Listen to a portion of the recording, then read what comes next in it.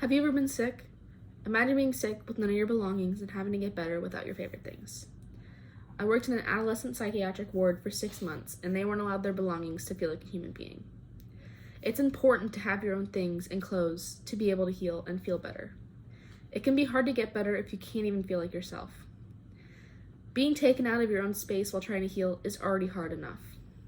And while you're trying to heal, maybe you're lucky as a patient and have parents or guardians who can bring you your own clothes and maybe even a favorite book.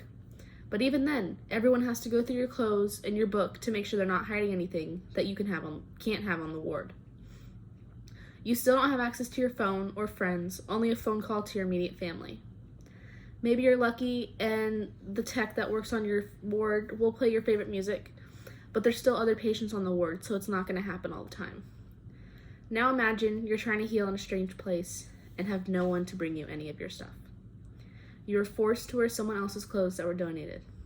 You feel like someone else because you have someone else's clothes on and you're in a strange place with no reach to the outside world. And now you're a patient being admitted and forced to wear paper scrubs because they have no donations. You don't know where you're at, you have paper scrubs on, and now you feel exposed. The scrubs are see-through, and the only undergarments you have is mesh underwear. How would you feel if you were subject to this and then forced to follow set rules and forced to get up at a certain time no matter what?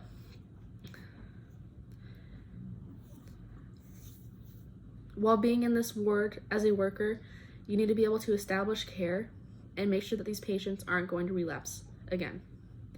You need to be open-minded and fully engaged with your patients. You need to make sure that you can create a bond with them so that they can heal.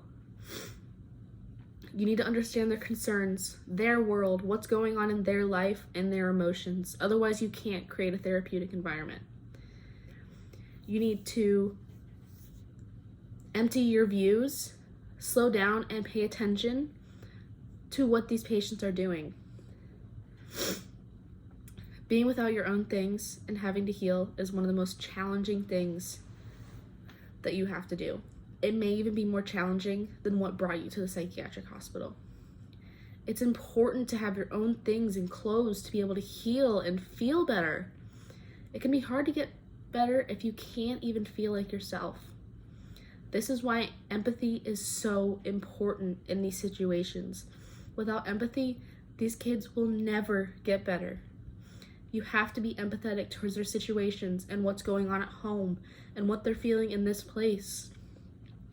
I hope now you can understand why it's important to have your things and be empathetic with adolescent patients who are forced to be in places they don't recognize with things that aren't theirs and no touch to the outside world.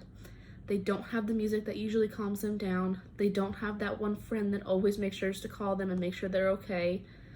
They don't have any of this. So we need to do better. We need to make sure they have things and clothes and music and books so that they can get better.